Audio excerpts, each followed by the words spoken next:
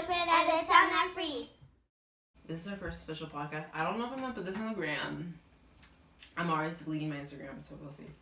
That'd be cute. You delete your Instagram like every other day, so. I know, bitch. Okay, that's because it's a toxic environment. I need to delete it. I can't. Girl. I can't. What you need to go is... My Instagram is my most poppin' social media. That's my most poppin' social media and too, girl. I put my poetry. I had it when it was just a photo editing thing. It was like, and then it became like a little community, and then it grew and grew and grew.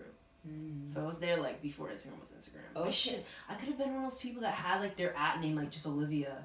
Yeah. Fuck, man, that would have been dope. You could have. I could. I think it's weird how much black people use for memes. Like I know we're funny as hell, and we will never not be funny. We literally turn our trauma into comedy. Like yeah. It's what it is. How have you been feeling during this season? I've just felt very conflicted.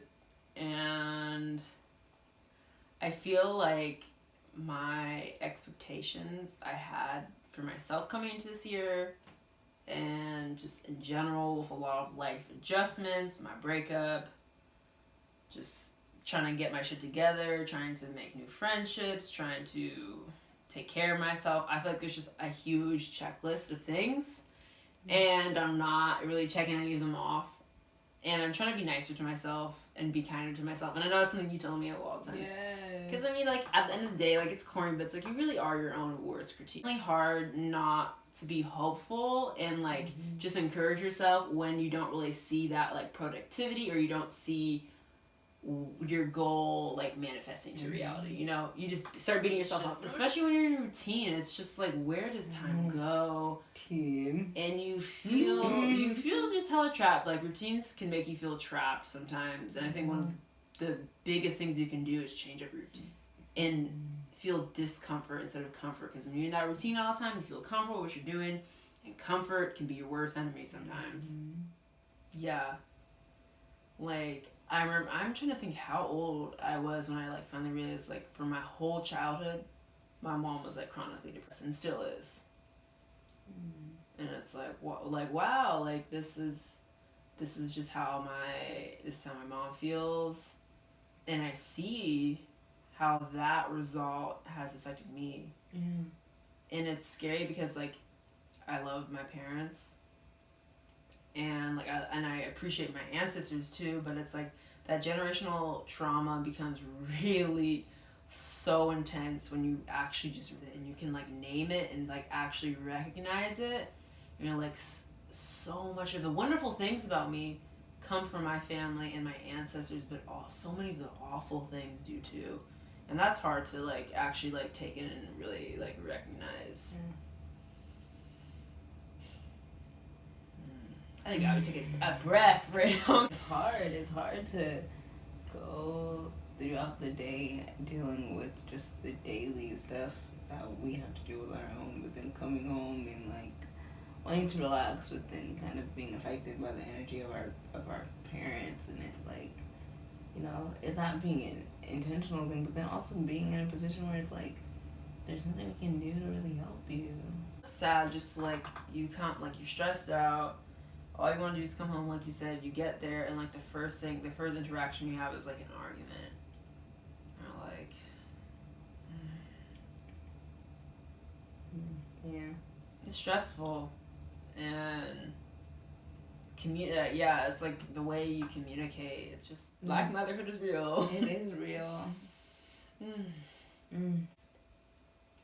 You can tell. There's just that look. Stressed the fuck out, and it's like hard because it's like I'm trying to think like what I can do, and there's only so much I can do, and a lot of times when I try to help, like they don't listen to me. They don't listen because they're like I got it under control. Like it's like you can't do everything yourself, and then that's the thing. Like you teach your kids like you can't do everything yourself. You need to like ask for help. That's something that I've definitely learned from my mom. Like I struggle asking for help, but that's definitely learned behavior. Yeah, I definitely link that with generational trauma. Definitely. Yeah, it's like I don't even know what would be going through my mom's head. I can tell there's like a storm of like just emotions. I have always known that my purpose in this lifetime has been to just exist and to spread my perspective in hopes to challenge people, to inform, or to educate. I have found strength within my struggle in hopes to be who I needed when I was younger. You want to hear a funny story? Sure. So when I was a kid, my brother used to take me like everywhere with him. You know, I grew up in Columbia City, and so my brother like took me to the football field for his like practice or whatever, and so I would just be like chilling on the bleachers or whatever, and I didn't know what they were called. So I asked my brother, and he was talking to somebody about some shoes. What is it called? What is it called? And then all I heard was something Bad Boys. And then I guess my brother was talking about the shoes, and he was like, "You can't mess with these Bad Boys." So in my head, for whatever reason, I thought that chocolate covered raisins were called Bad Boys. So I used to call chocolate covered raisins Bad Boys. For how long? I don't know. For a good minute. It's funny. I don't know. I was like, so this is just a running joke of like Bad Boys. Every time I say, I'm like, oh, can I get some Bad Boys? That's hella cute. You know what I used to call sriracha when I was hella young? That was 3. I was like putting like sriracha, like hot sauce and just random things. Ooh, girl. And I called it hot ketchup for the longest. I'd be like, can I have some hot ketchup? Like, just give me some hot ketchup. That's what I called all hot sauce, hot ketchup. And when I was younger, I used to be obsessed with Cheerios. Like, I would eat Cheerios all the time. And I was at my grandparents' house. And I was like, I'm hungry. Like, can I have a snack? And my grandma like gave me some Cheerios. No, and then she was like, she went about doing her own thing. No, you didn't. And she saw me get up, You did. dig in the fridge. No, you didn't. Oh, no. And I got some, like, hot sauce. And my girl was like, what are you doing with that? I was like, I need something on these Cheerios. I need some flavor. They just try. So what else should we talk? Should we talk about healing? Definitely not gonna rush it, but at the same time, like, I want to push myself to, like set goals for myself and be able to accomplish some of those. Yeah. And I think, like, the biggest goal, at least for me, is just, like, to heal and find a passion in my life.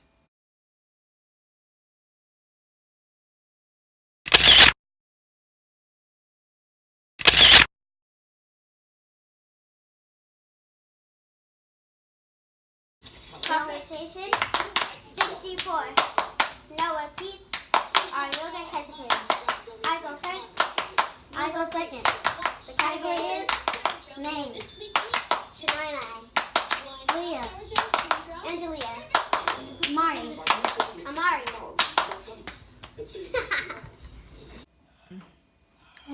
And action. I hate that we're so quiet and we don't have music. Can you use Dusty in a sentence? Okay, let me think of a good example. Donald Trump's lace front is Was dusty. It was dusty, yeah. Did you see? You know what was dusty is when I seen him take off his hat thinking his wig was still intact. That's my most poppin' social media And too, girl. I put my poetry on there. Follow me at Larish. Girl, I almost forgot that thing was there. Hello. You can follow me at Olivia H. Hicks. Yeah, that's it. I thought there was like a number or something. No, that's it.